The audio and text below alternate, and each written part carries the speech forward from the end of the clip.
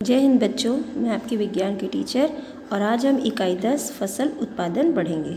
इस इकाई के अंतर्गत हम भूमि, बीजों का चुनाव तथा बुनाई, मृदा के पोषक तत्व, उर्वरक और रोगाणुनाशक तथा नाइट्रोजन चक्र, नाइट्रोजन स्थिरीकरण, सिंचाई, कटाई, मटाई, अनाज का भंडारण और फसल सुधार की विधियाँ और हरित क्रांति तथा जंतुओं से प्राप्त भोज्य पदार्थ के बारे में पढ़ेंगे।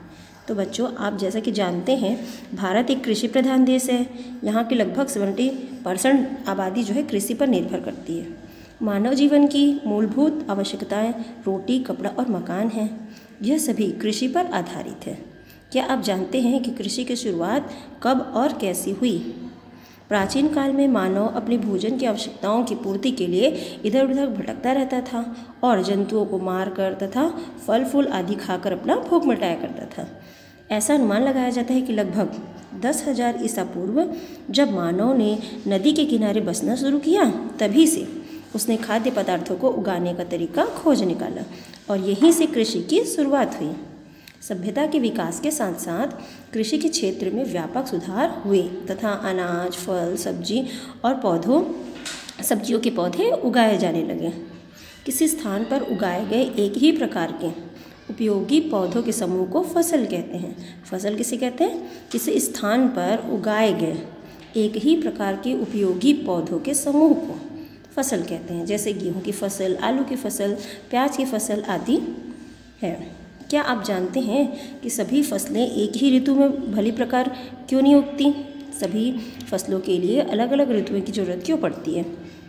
तो मौसम के अनुसार फसलें भी अलग अलग किस्म की होती हैं। जैसे जून से अक्टूबर तक उगाई जाने वाली फसल को खरीफ फसल कहते हैं। इसके अंतर्गत मक्का, चावल, मूंगफली आदि बोए जाते हैं। और नवंबर से अप्रैल माह तक बोई जाने वाली फसलों को रबी फसल कहते हैं। इसके अंतर्गत गेहूँ, सरसों, चना आदि आते हैं। मार्च से जून माह तक बोई जाने वाली फसल जायद फसल कहलाती है, जैसे मूंग और उड़द। अच्छी पैदावार के लिए हमारे किसान चरणबद्ध तरीके से खेती करते हैं। आइए विस्तार में उनके विभिन्न चरणों को जानने का प्रयास करें। तो पहला है मिट्टी तैयार करना। फसल बोने का पहला चरण है खेती की मिट्टी तैयार करना, क्योंकि पौधे मिट्टी से ही जल एवं आवश्यक पोषक तत्व प्राप्त करते हैं। मिट्टी की दरअसल कई किस्में होती हैं। जिन मिट्टी में बालू की मात्रा अधिक होती है उसे बलुआई मिट्टी कहते हैं। बलुआई मिट्टी वो मिट्टी है जिसमें बालू की मात्रा अधिक पाई जाती है। जिस मिट्टी में बालू की मात्रा कम होती है तथा मिट्टी के कण छोटे होते हैं उसे चिकनी मिट्टी कहते हैं।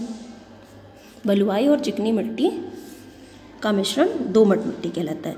यानी जिस मिट्टी में बालू की मात्रा अधिक होती है उसे बलुआई मिट्टी कहते हैं, और जिस मिट्टी में बालू की मात्रा कम और मिट्टी के कण छोटे छोटे होते हैं उसे चिकनी मिट्टी कहते हैं। और बलुआई तथा चिकनी मिट्टी के मिश्रण को दोमट मिट्टी कहते हैं।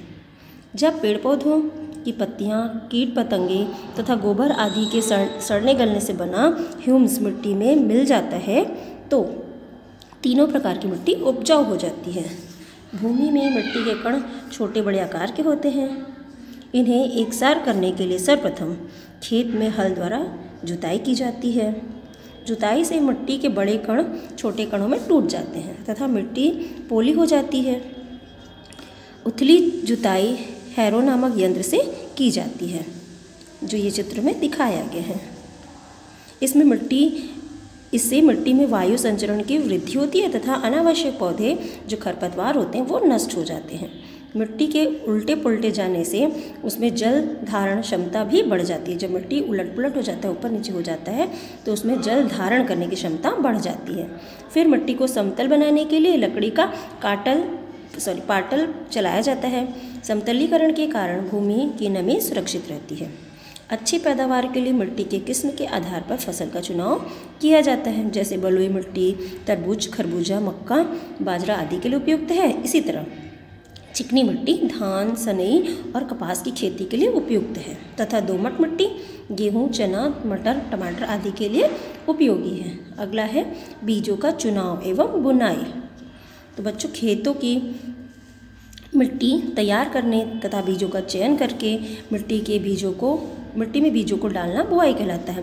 बुआई क्या कहलाता है? खेतों की मिट्टी तैयार करने तथा बीजों का चयन करके मिट्टी में बीजों को डालना बुआई कहलाता है।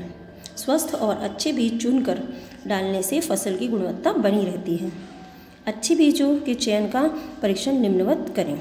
जो अच्छे बीज हैं उसे कैसे चयनित किया जाता है, उसके लिए एक उदाहरण यहाँ पे दिया गया है। जैसे मान लो गेहूँ के 100 ग्राम बीज लेकर उसे जल से भरे कटोरे में डालिए तथा कुछ समय के लिए ऐसे ही छोड़ दीजिए। फिर क्या होगा, थोड़ी देर बाद हम देखेंगे कि कुछ बीज तली में बैठ जाते हैं तथा कुछ तैरने लगते हैं।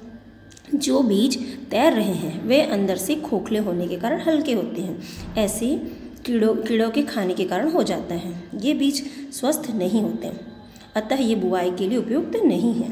इसके विपरीत तलहटी में जो बैठा हुआ बीज है वो बुआई के लिए उत्तम है। बीजों के चयन के उपरांत बुआई की जाती है।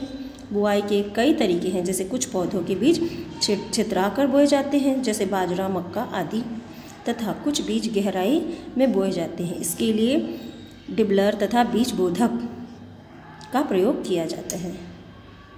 तो बच्चों, सीड ड्रिल के द्वारा बीज समान दूरी पर तथा निश्चित गहराई पर बोए जा सकते हैं। जैसा कि आप इस चित्र में देख रहे हैं कि इसके खांचे जो हैं दूर दूर लगे हुए हैं। गहराई तक बोए जाने से पक्षी तथा बीज की क्षति भी की संभावना कम होती है। गहराई में जब वो बीज बोए होंगे तो पक्षी उसे नष्ट नहीं कर पाएंगे। बीजों के बीच उचित दूरी का भी ध्यान रखना चाहिए ताकि पौधों को पर्याप्त सूर्य का प्रकाश, मिट्टी से पर्याप्त मात्रा में जल तथा पोषक तत्व प्राप्त हो सके। धान उत्तर प्रदेश की मुख्य फसल है। धान की बुआई के लिए किसी छोटे भूभाग या पौध घर में धान के बीजों को बोया जाता है। जब इसके छोटे छोटे पौधे तैयार हो जाते हैं तो स्वस्थ पौधों को खेत में रोप दिया जाता है। इस फसल को खेत में खड़े पानी की आवश्यकता होती है। किसान ध्यान रखते हैं कि रोपाई के समय पौधों के मध्य उचित दूरी रखी जाए तथा बुआई के उपरांत बीज मिट्टी से पोषक तत्व प्राप्त करके वृद्धि कर सके।